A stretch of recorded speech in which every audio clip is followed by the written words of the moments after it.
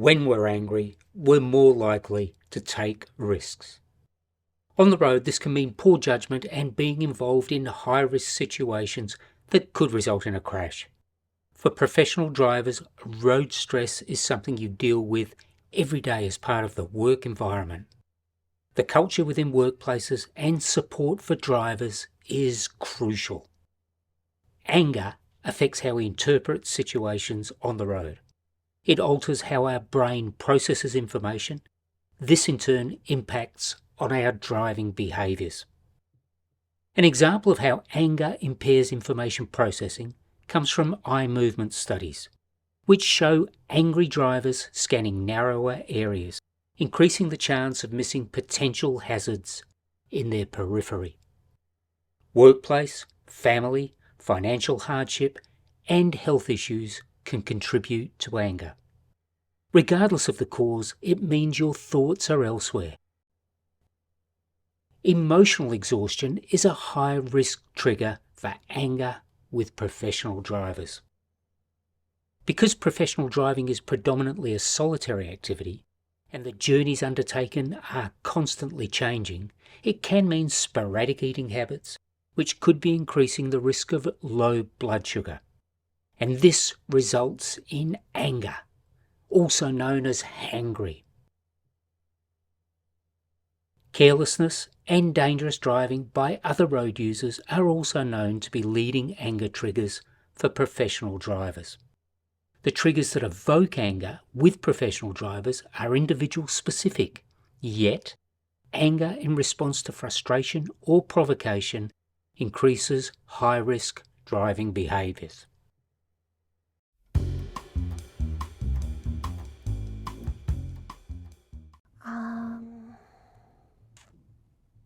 Probably other aggression might trigger my anger, but I think at the end of the day I have a lot of patience, so just unruly road rage behaviour might trigger my anger.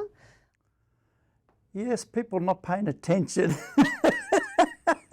Or if they're on their phones. I see so many people on the phones. You can tell when they're on their phones because they're not concentrating on what's driving the car. The car could be going side to side, slowing down, speeding up, braking all of a sudden.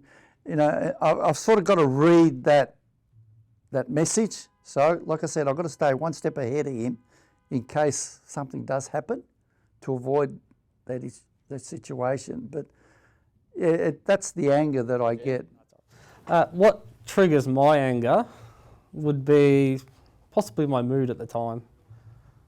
I reckon, whether it be how I'm feeling, if something's going on at home, if I'm distracted.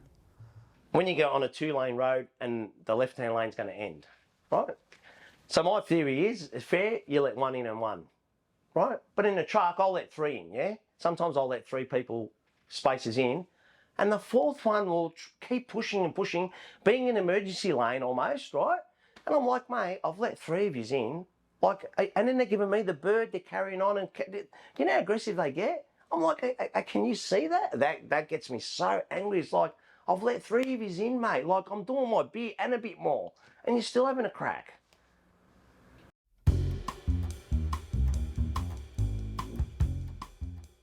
Manage your anger. Identify what stress management strategies work best for you. Breathing exercises before or after the trip. Writing in a journal after a difficult situation on the road. Or talking to a mate. Discover what helps you and make it a habit. Know your triggers. Do your responses change depending on the driving context, time of day, or the seasons of the year? Why can some situations make you more frustrated than others? Ask yourself these questions to understand your triggers and better manage your driving behaviour. Don't underestimate how emotions impact your thoughts and actions. We're only human, and it's difficult to separate home from work.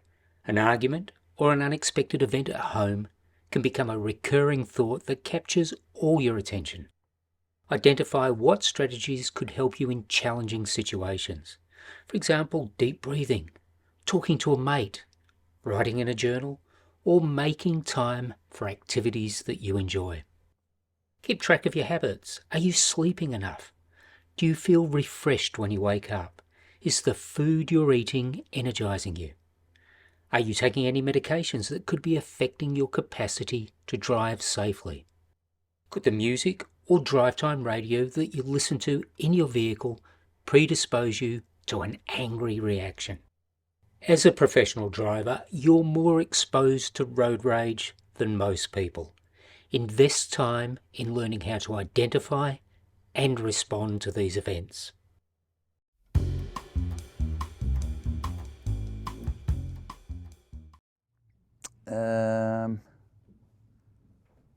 I think try not to react is a bit hard.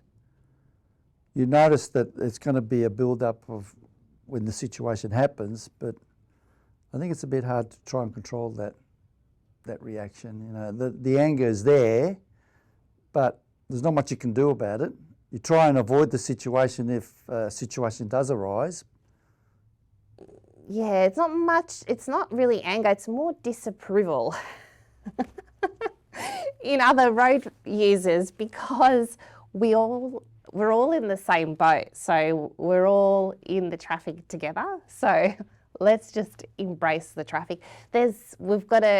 Melbourne's very congested. So, you know, you just plan your trip, plan how long it's going to take you. And then, so it doesn't so much trigger my aggression, it's just, disapproval of other people's behaviours, I think. Yeah. You get over being angry. It's always the same things that happen. Somebody's cut you off, or somebody's not driving properly in their lane.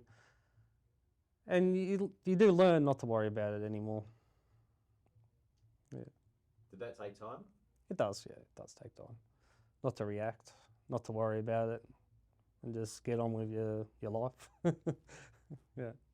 So what do you do now? What happens if someone cuts you off in the truck?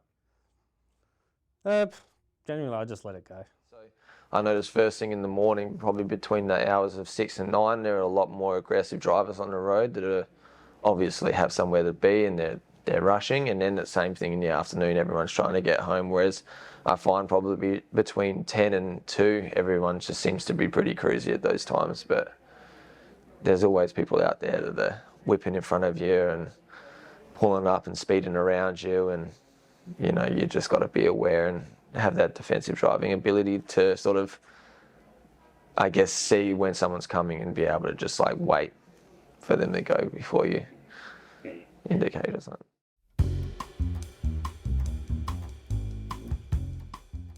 Consider training drivers on how to manage anger when they're confronted by the potential dangers posed by other road users, as well as strategies that may help them manage anger and avoid using the vehicle to express it.